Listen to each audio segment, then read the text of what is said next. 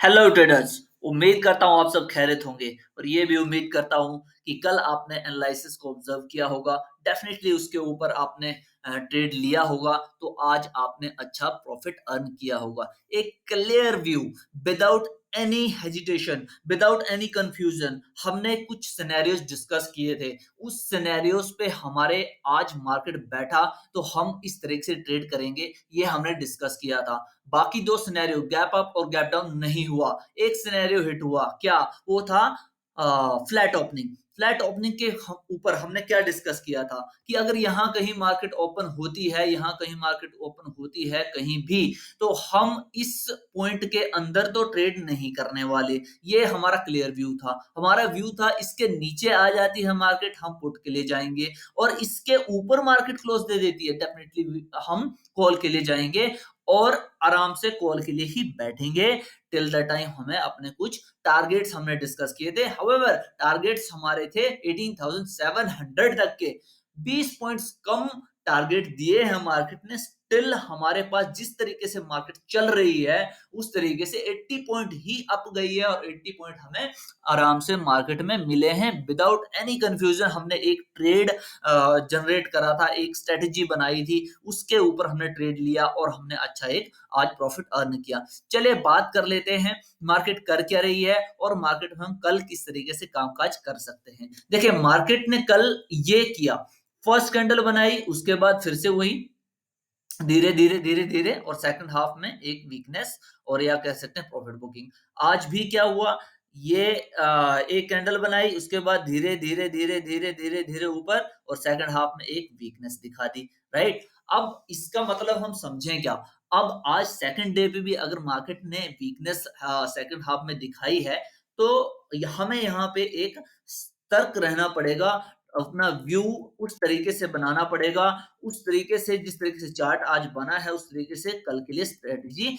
हमें बनानी पड़ेगी कि हम किस तरीके से मार्केट में ट्रेड कर पाएंगे। चलिए बिना बकवास के बात करते हैं कि हम कल किस तरीके से ट्रेड करेंगे, किस सिनेरियो में और कैसे। देखिए, अगर मार्केट, देखिए आज तो मार्केट ने ये हमारे पास टारगेट दे दिए, ये सब कुछ कर दिया, और कल के लिए अगर हम देखें तो ये मैं एक आपको रेजिस्टेंस दूंगा, और ये एक सपोर्ट दूंगा, और ये एक ट्रेंड लाइन दूंगा। ये ट्रेंड लाइन आपके चार्ट पे बिल्कुल होनी चाहिए, क्योंकि पिछले कल भी ऐसा ही कुछ ट्रेंड लाइन मैंने दिया था, और आज भी मैं ऐसा ही कुछ ट्रेंड लाइन दे रहा हूं। तो इसके पीछे कुछ ना कुछ रीजन है, ठीक है, कुछ ना कुछ एनालिसिस हुए हैं, सो दैट मैं आपको कुछ ये बताने जा रहा हूं। तो अगर मार्केट ओपनिंग ही हमें दे देती है फ्लैट, ये रेड लाइन तो आपको दिख ही रही होगी, ये जो पॉइंट आपको दिख रहा है ये थोड़ा सा बड़ा कर लेते हैं सो दैट आपको फीचर्स अच्छे लगे। ठीक है, ये देखिए, ये वाली, ये एक रेड लाइन यहाँ पे जहां पे क्लोजिंग दी है, ये मार्केट ने दी है हमें। अब इसके अंदर तो मार्केट जब तक है हम ट्रेड नहीं करने वाले,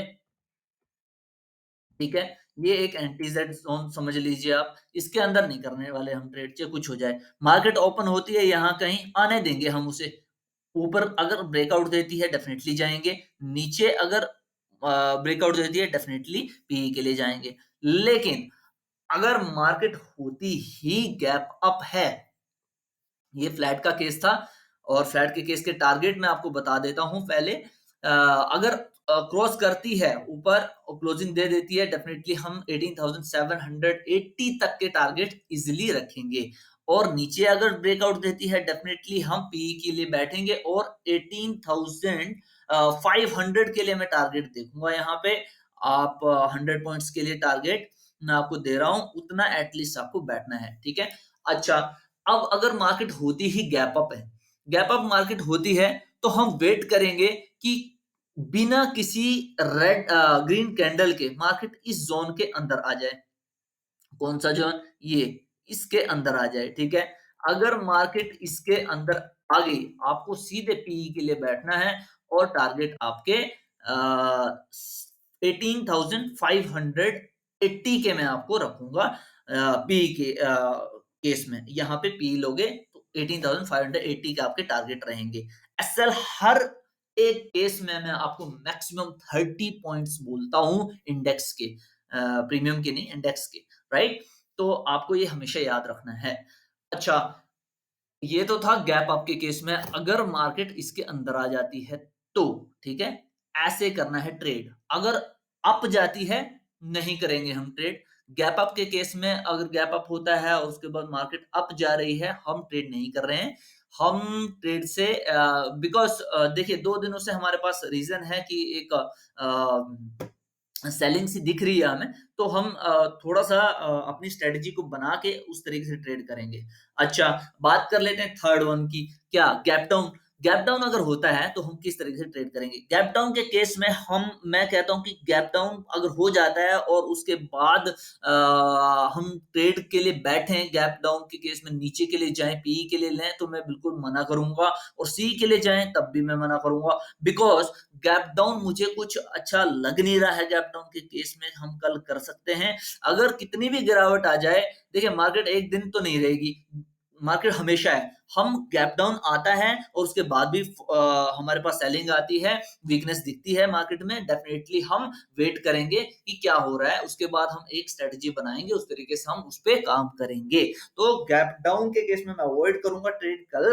अगर गैप अप होता है तो कर सकते हैं और अगर फ्लैट ओपनिंग होती है तो मैं मार्केट में बना रहूँगा। ये मेरे व्यू हैं, ये मेरे एनालिसिस हैं। दोस्तों अगर आपको पसंद आए हो आप लाइक कीजिए इस वीडियो को, शेयर कीजिए ताकि और लोगों की भी हेल्प हो सके, वो भी डेली का डेली कुछ ना कुछ अर्न करके जाएँ, 1000, 2000, 3000, 4000, 10,000 जो भी जिस तरीके से उसका रिस्क मैनेजमेंट उसका कैपिटल है, उस तरीके से यूज़ करे और उस तरीके से ही वो ट्रेड करे। और मैं एक प्रो टिप देना चाहूँगा यहाँ पे, अगर कोई भी ट्रेडर आप आपको मैं इतना बता दूँ, अगर आप कोई भी आउट द मनी ले रहे हो, तो वो गलत है। अगर आपको प्रॉफ़िट करना है फटाफट और अच्छा प्रॉफ़िट करना है, at least in the money लीजिए, जो नियरेस्ट है। अगर नियरेस्ट नहीं ले पा रहे हैं, तो एट द मनी तो ले ही लीजिए।